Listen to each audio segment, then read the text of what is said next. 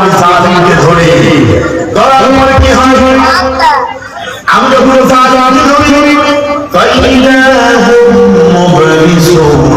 আল্লাহ বলেন জালিমরা তখন হতাশ হয়ে যায় কি হবে হতাশ কি আমার সীতা কোবরা আমি গেল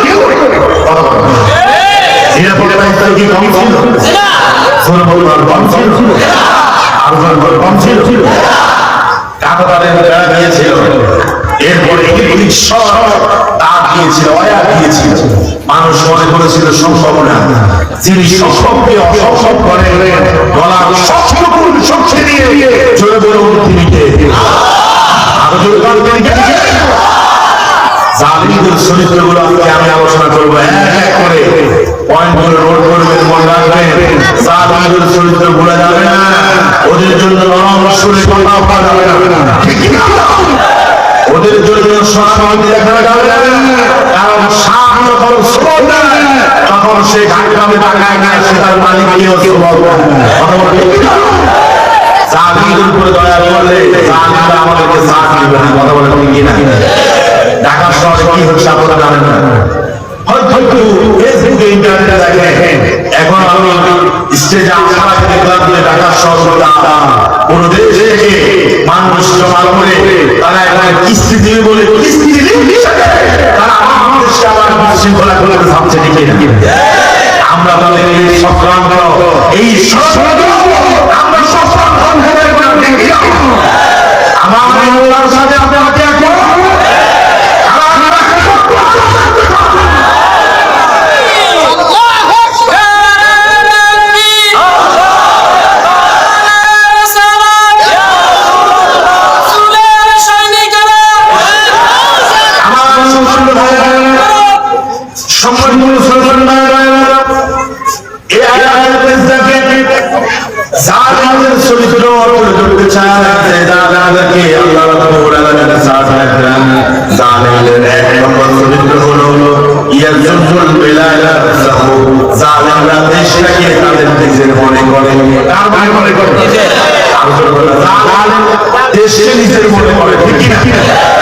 এবার সবাই বলে আমার দেশের নাম কি ভাই অনেক আগে ভুলে গেছে এই দেশের নাম কি বাংলাদেশ কি সুন্দর একটা দেশ আপনি বিদেশে গেলে বলবেন যে আমার দেশটা তো সুন্দর এই দেশে হয়তো কত ধরনের খাবার আছে সৌদি আরবে দেখবে যে ও কয় ভাই মিলে একসাথে খাচ্ছে আর আমার হোটেলের মধ্যে একটা মুরগি সাইড ফেরও খাইতে পারবে না ঠিক আর সৌদি গেলে আপনি দেখবেন যে ও সামনে নিয়ে বসে আছে কয়েকজন নৌজওয়ান ঠিক কিনা বলেন কিন্তু আপনার কাছে আপনার দেশে যা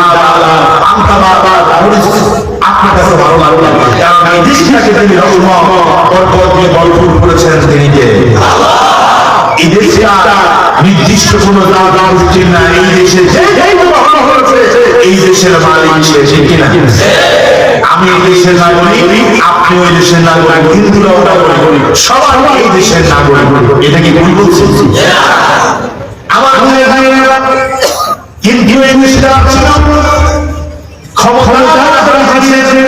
ওরা সবসময় মাইকের মধ্যে বক্তৃতার মধ্যে বলতো এদেশ আমার এই দেশ আমার বাবা কিনা আসতে পার মায়েরা দেশটা কি ওনাদের বাবা ওনার নিজে দেশটা কাকা এই সবার পর ছিল জোরে ভাই বিশ্বাস করবেন না আমার ওরা আমার জীবন যখন পড়ি হুবহু মিলে যায় এই যে উনি তালিকা করছে প্রত্যেকটা মনে হয় যেন বাংলাদেশের প্রেক্ষাপটে মিলে গেছে দেশে আমার মনে করা সম্পত্তি মনে করা এটা সূরা যুখরুফের একটা আয়াতে আল্লাহ বলেন ওয়ানাদা ফিরআউনু ফি কওমিহি ইয়া কওমি আলাইসা লি মুলকু মিসর ওয়া হাযিহিল আনহারু তাজরি মিন তাহতি আফালা তুবসিরুন মিশরের জনগণকে ডাকলাম, মিশরের জনগণকে ডেকে বললাম, ইয়া কওমি, হে আমার কওমেরা, আলাইসা দেখেন সবচেয়ে আগে হামজা আসছে, এটা কি আমি কওয়াইদের ভাষায় বলে ইসতিফহামিয়া প্রশ্ন করা। ফিরআউন মিশরের জনগণকে ডাকছে, এটা সমালোচনা আদায় করছে, সমালোচনা আদায় করে সে বলল, আলাইসা লি মুলকুন হে মিশরের জনগণ, এই মিশর দেশটা কি আমার না? আচ্ছা বলে মানুষ কি বলছে, জি আমার জি হুজুর, আমার বয়স যেগুলো কিছু তেল ডাল করে তা ঠিকই না। আরে ভালো আছে না, সাফ সাফ করা হয় নাই, সাফ সাফ আছে না, সাফ সাফ কারে করে এক মুরব্বি আমি সাফ সাফ কারে করে, সাফ সাফ ডেফিনেশন কি? উনি বলছে যে লুঙ্গির মতো দেখতে এটার নাম গামছা, নেতার মতো দেখতে নেতা না, এটার নাম সামসা, ঠিক কি না? ওই নেতারা সামসাগুলো এখন মাঝে মাঝে সিংহ রাখো, নেতারা কর্মীগুলো মাঝে মাঝে রাজবাড়ি উঠতে চায়, ঠিক কি না? ওদের কি উঠতে দেওয়া যাবে? কথা বলা যাবে? আমার অনেক সূরা যুখরুফের ভিতরে আল্লাহ তাআলা বলছে, ফিরআউন ডাক দিয়ে সমাবেশ করে বলছে, এই মিশরটা কি আমার না?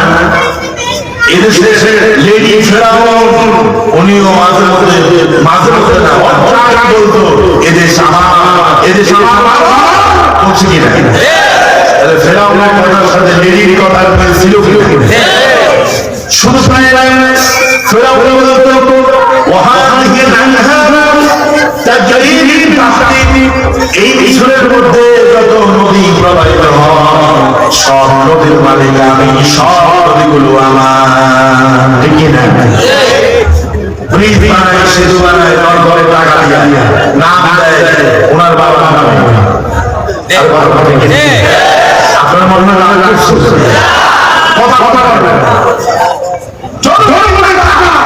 নাম দেয় ওনার বাবা দিচ্ছে না, 5 লাখ দিয়ে মনে বইগুলো আমরা আছে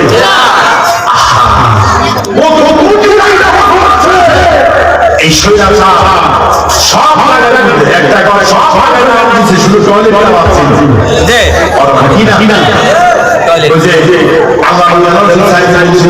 বাংলাদেশে আসে এসে বঙ্গবন্ধু এটা কি বঙ্গবন্ধু, এটা কি বঙ্গবন্ধু স্টেডিয়াম, সব বঙ্গবন্ধু। এখন যদি বলতেছে কিছুক্ষণ করে আমার টয়লেটে যেতে হবে, ওয়াশরুম যেতে হবে, ওটা কোথায়? মনোযোগ আর এটা তো কোনো নাম দেখতেছি, এইটা নাম না বাজেট এখনো হয় না, সামনের বছর এটা নাম বাজেট হবে। কথা বুঝতে সুতরাং যে স্বৈরাচার থেকে পালিয়েছে পিছনে দরজা দিয়ে, সে সব মনে মনে করে দেশটা এই জন্য আক্রমণ করে সে শাসন করেছে, কিনা কোরআনের পাখি যার জন্য আমাদের হৃদয় কাঁদে, সে আল্লামা সাঈদীকে 12টি বছর জেলখানায় রেখে অবশেষে ইনজেকশন পুশ করে ষড়যন্ত্র করে তাকে মেরেছে, ঠিক কিনা? আল্লামা সাঈদী কি মরেছে না শহীদ হয়েছে? আল্লামা সাঈদী তুমি মরনি, শহীদ হয়েছো তুমি এটাই জানি, ঠিক কিনা? আল্লামা সাঈদী তুমি মরনি, শহীদ হয়েছো তুমি এটাই জানি। আল্লাহ যেন আমাদের কোরআনের পাখিকে শহীদ হিসাবে কবুল করে, বলেন আমিন। কথায় কথায় আমাদেরকে বলতো তোমরা পাকিস্তানে যাও। আচ্ছা, এই জায়গার মধ্যে কি কেউ আছেন যে পাকিস্তানে গেছেন? হুজুর কয় না, হুজুর গেছে তো? আমিও তো যাই নাই, আমি ইন্ডিয়াতে মাহফিল করছি। ইন্ডিয়ায় যাওয়ার আগে মনে করছে একটু পাকিস্তানে যাবো। এম্বাসির একজন আমার বলছে, হুজুর পাকিস্তানের সিল যদি টিকিট যদি আপনার পাসপোর্টে লাগে, আপনার কিন্তু ইন্ডিয়ান ভিসা দিবে না। আমি তো খাইছি, আমি তো পাকিস্তানে যাওয়া দরকার নেই, এমনি ঘুরতে যাইতে মন চাইছিলাম। উনি বলছে না, যাওয়া যাবে না, পাকিস্তানের সিল যদি পড়ে দাদা বাবুরা আপনার পাসপোর্টে টিকিট দিবে না। তা আমি আর যাই নাই। কথায় কথায় আমাদেরকে বলতো পাকিস্তানের দালাল, ঠিক না? কথা বলছি কিনা? আমি তো বলি যে আমরা পাকিস্তানের দালালি করি না। আপনারা কি করেন? পাকিস্তানে আমরা যাবো না। কিন্তু যারা দিল্লির দালালি করেছে 5 তারিখে কোথাও ঠাঁই পায় নাই, দিল্লিতে চলে গিয়েছে, ঠিক কিনা? এখন দিল্লি বলছে বাবুরে তোমার বেশি দিন আমরা রাখতে পারবো না, নির্দিষ্ট মেয়াদ আছে, এর বাহিরে তুমি থাকতে পারবে না। আল্লামা সাঈদ তো বলেছেন শুরুতে আলেম, এমন একটা সময় আসবে পালানোর জন্য ইঁদুরের গর্ত খুঁজে পাবে না। উনি মনে হয় ভুল বলছেন, আরো দরকার ভুল বলছে। 12টি বছর যদি আল্লামা সাঈদী এই ময়দানে থাকতেন, হাজার হাজার অমুসলিম মুসলমান হতো, ঠিক কিনা? হাজার হাজার যুবক বিপদ থেকে পথে আসতো, ইসলামের জয়গান আরো বেশি হতো। জালিমরা তার কণ্ঠ রোধ করেছে। তবে আমি বলি আল্লামা সাঈদীকে জেলখানায় ভরার কারণে এই দেশের মধ্যে হাজার হাজার সাঈদী উত্তরসূরি তৈরি হয়েছে, ঠিক কি না? যারা আমাদেরকে কথায় কথায় পাকিস্তান যাওয়ার জন্য বলেছে, আমরা পাকিস্তান যাই নাই, 16টি বছর নির্যাতন সহ্য করে এই দেশে ছিলাম। আর আপনারা কোথায় কোথায় কোথায়? সাইদি সাহেব বলছে না যে আমরা, আমাদেরকে বলো মৌলবাদী, তোমরা হচ্ছে আগাবাদী। তোমরা কি তোমরা কি যুগের শ্রেষ্ঠ মুজাদ্দিদ কিভাবে তিনি কথাগুলো বলতেন? তিনি বলেছেন আমরা মৌলবাদী, ঠিক আছে, মূল মানে হচ্ছে মূল গোড়া, তোমরা হচ্ছে আগাবাদী। আমরা মূল থেকে তোমাদেরকে নাড়া দেব, দাদু বাড়ি, নানা বাড়ি, মামা বাড়ি, দিল্লি যায় পড়বা, ঠিক কিনা? পড়ে নাই মনে হয়, পড়ে নাই। এখন বলতেছে শর্ট করে ঢুকে যাবে। আমি বলি শর্ট করে ঢুকবা, জনগণ তোমাদেরকে কট করে ধরে ফেলবে, ঠিক কিনা? এই দেশটা আমাদের সবার। সুতরাং ফেরাউনের একটা চরিত্র ছিল, জালেমের চরিত্র ছিল, স্বৈরাচারের চরিত্র ছিল। কথায় কথায় বলতো দেশ আমার। আল্লাহ কয় না, দেশ তোমার না, জমিনের মূল মালিককে। জনগণ কায় আমাদেরকে স্বাধীনতা থেকে, কথা বলার স্বাধীনতা থেকে আমাদেরকে কি করছে? দূরে রাখছে। বহু ইসলামী আন্দোলনের কর্মী ঘরে ঘুমাইতে পারে নাই, পারছে? আমাদের শফিকুল ইসলাম মাসুদ ভাই বলেছে, যেই ঘরে একদিন শুইতাম পরের দিন আর সেই ঘরে শোয়া যাইতো না, কারণ ওরা তো রিপোর্ট দেয়। কি দেয়? কি দিত?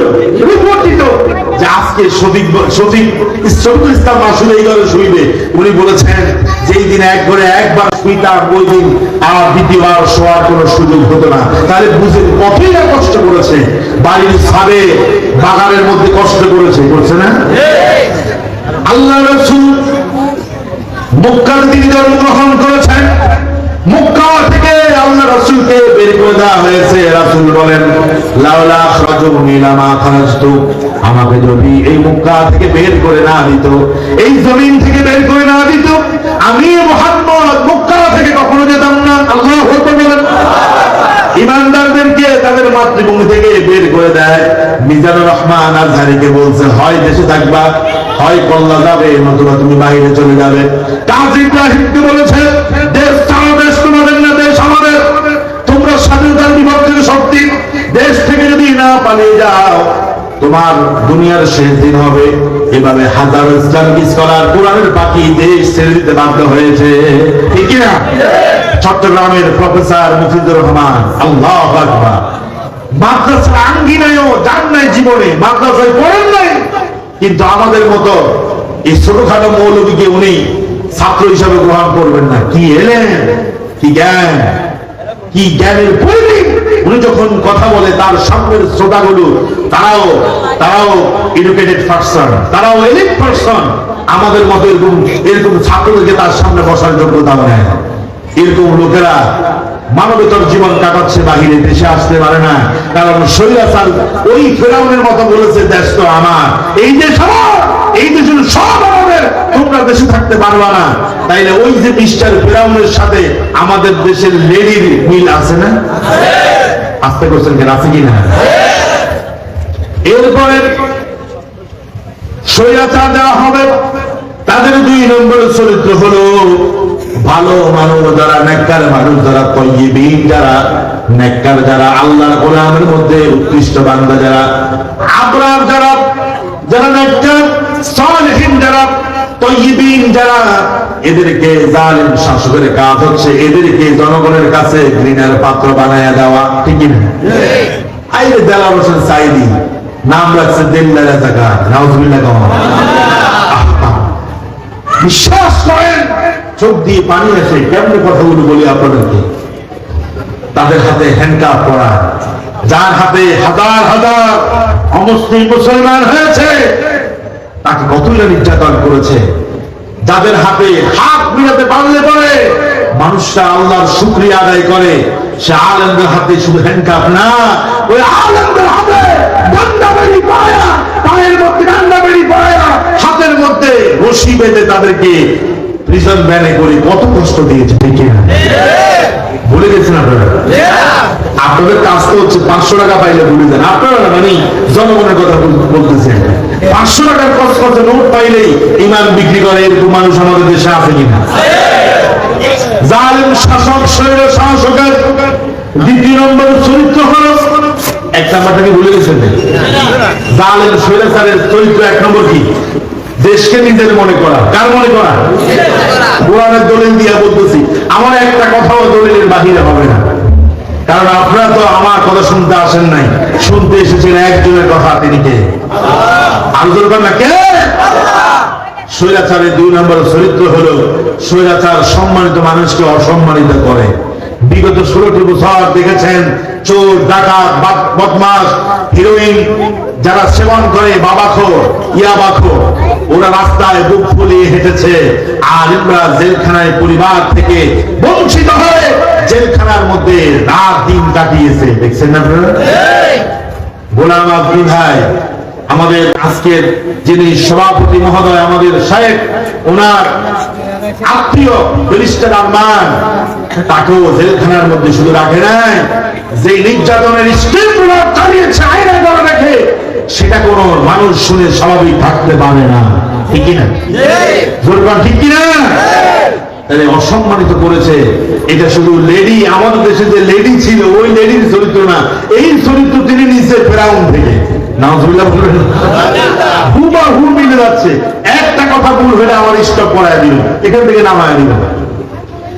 আমার ভাইয়েরা, আলেমদেরকে বানিয়েছে দর্শক, আলেমদেরকে বানিয়েছে খুনি, আলেমদেরকে বানিয়েছে অ্যান্টি হিউম্যানিটি, মানবতা বিরোধী।